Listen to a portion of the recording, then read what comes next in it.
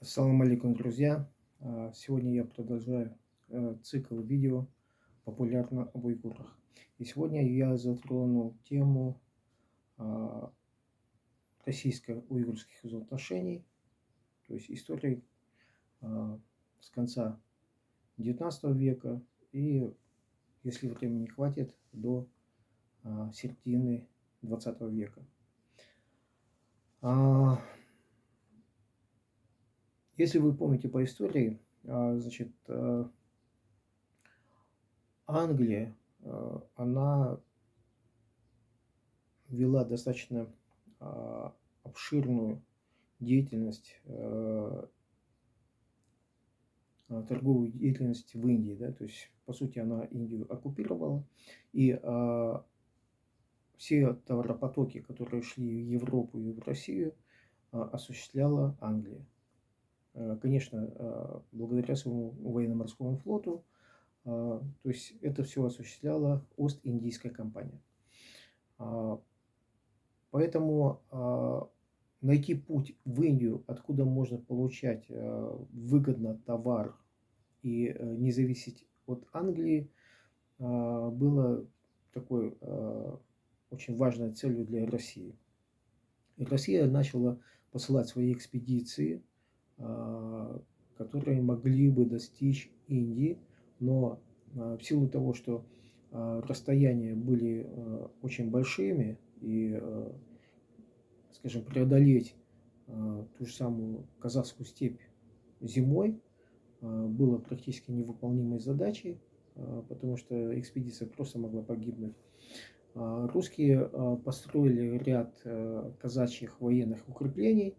Ныне это города Павлодар, Петропавловск, там, я так полагаю, еще и Урал, вот, которые стали опорными пунктами и базами для их экспедиций. Используя эти базы, русские продвинулись дальше на юг Казахстана, достигли территории Узбекистана, там, Кыргызстана. Вот. Для них была возможность все это дело изучить и разведывать, как они могут достичь Индии. Английская разведка, она не дремала, конечно же, у них работала своя агентура, и они знали, что русские двигаются в этом направлении. Поэтому англичане, они выдвинули свои войска в Афганистан для того, чтобы перекрыть движение для русских экспедиций. Русские экспедиции, конечно, обследовали все возможные пути, и одним из опорных пунктов, которые они построили, вначале это был Кокпал, а потом они уже дальше решили построить в Алматы так называемую крепость Верной. Соответственно, получается так, что разведав территории, они поняли, что путь в Индию для них, в общем-то, через Восточный Туркестан, он невыгоден, и выхода с Восточного Туркестана на Индию нету, потому что это город. Вот, и поэтому интерес Российской империи к территории Восточного Туркестана, там, где обитали уйгуры, был, скажем так, исчерпан, да? То есть не было интересно на тот момент. Вот, но Казахстан, они как бы поставили свои пограничные пункты, да, опорные пункты казачьи, вот, продвинулись дальше на Узбекистан. Там в Узбекистане тоже прихватили, для того, чтобы их экспедициям ничто не мешало. Вот, и когда они достигли уже Афганистана, то, конечно, их встретили английские войска, и развязалась, в общем-то, русско-английская война в Афганистане. То есть это была первая война русских в Афганистане. Что касается, опять же, тех времен, из Китая шли также караваны русских купцов с товарами китайскими в основном, да. Вот. И, конечно же, вы понимаете, что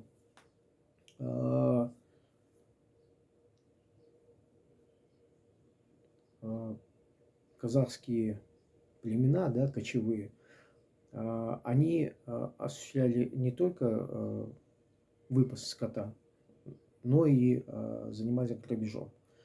Соответственно, для них лакомым кусочком был любой караван, вот, и они его грабили. То есть, ну, такова жизнь, да, скажем так. Вот. И, конечно же, русские вынуждены были отправить свои войска для того, чтобы защитить эти караваны, ну и, как они говорят, усмирить туземцев. Вот. То есть, таким образом, отряды генерала Колпаковского, преследуя вот эти вот кочевые племена, которые занимались грабежом, они в 1871 году дошли до Илийского султаната, который был образован в 1864 году. Илийский султанат, он был образован уйгурами и дунганами, и на тот период Илийским султанатом правил Аллахан Султан.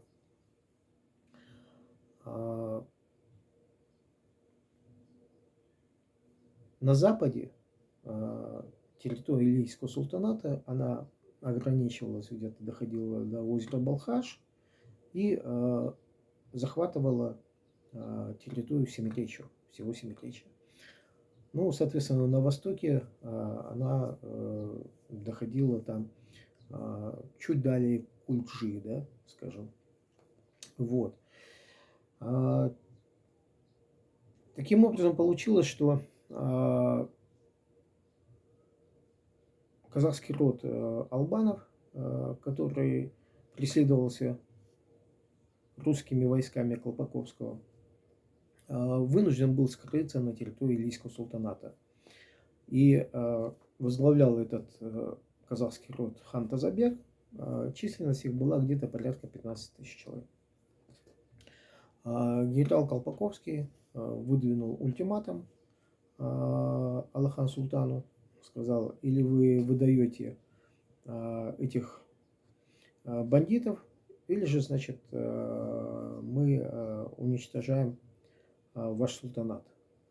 Аллахан Султан ответил, что этот казахский род является гостями, братьями, и, соответственно, выдавать он никого не будет.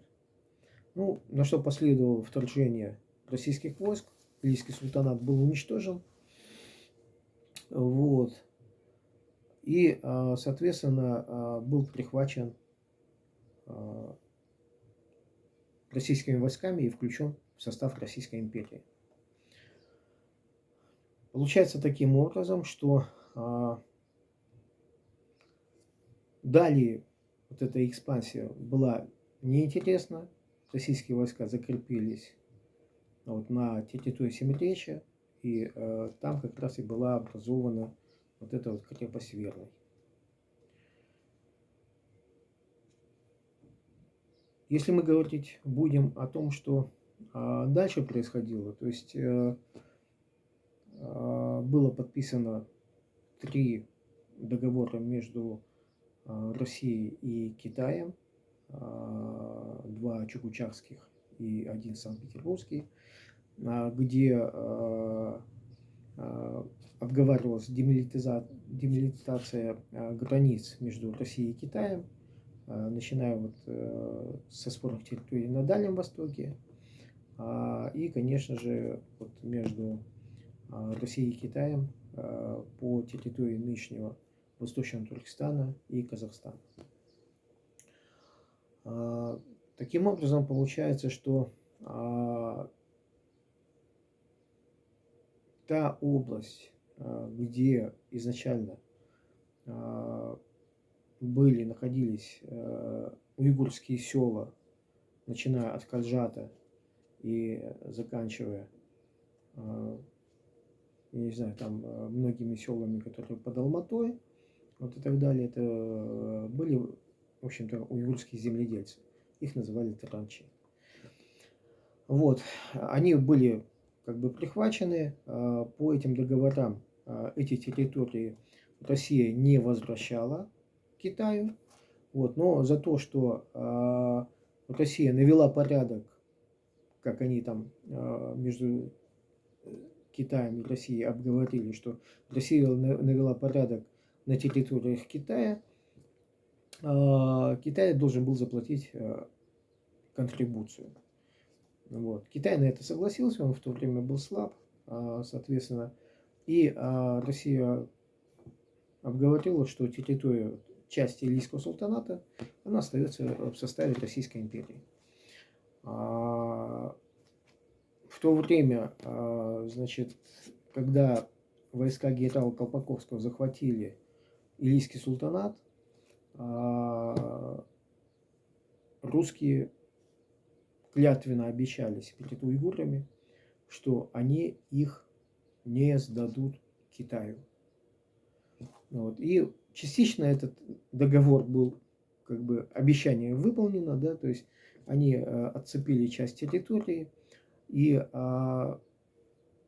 заявили, что те уйгуры, которые хотят жить под российским подданством, они могут переселиться на территорию Илийского султаната, который остался под юрисдикцией России. Вот. И таким образом это была, скажем так, первая волна переселенцев, уйгуров с территории Восточного Туркестана на территорию Российской империи. То есть захваченного, опять же, они переселялись, да, внутри Илийского султаната, который был разделен границей, образованной между Россией и Китаем. Вот, поэтому, когда говорят о том, что уйгуры, они все переселенцы, то это неправда. Если даже уйгуры и переселялись на территорию вот Семиречья, да, на территорию уйгурского нынешнего района, там, Панфиловского района, Чиликского, там, Талгарского, то они переселялись на земли, которые входили в состав Илийского султаната. То есть, и опять же, они поселялись к своим же родным, которые там проживали. Ну, скажем, к родственному народу, да, к своим же уйгурам на вот эти земли. Вот. Давайте я, наверное, на этом закончу, а в следующий раз я уже начну говорить о Восточно-Туркестанской республике. Всего доброго. До новых встреч.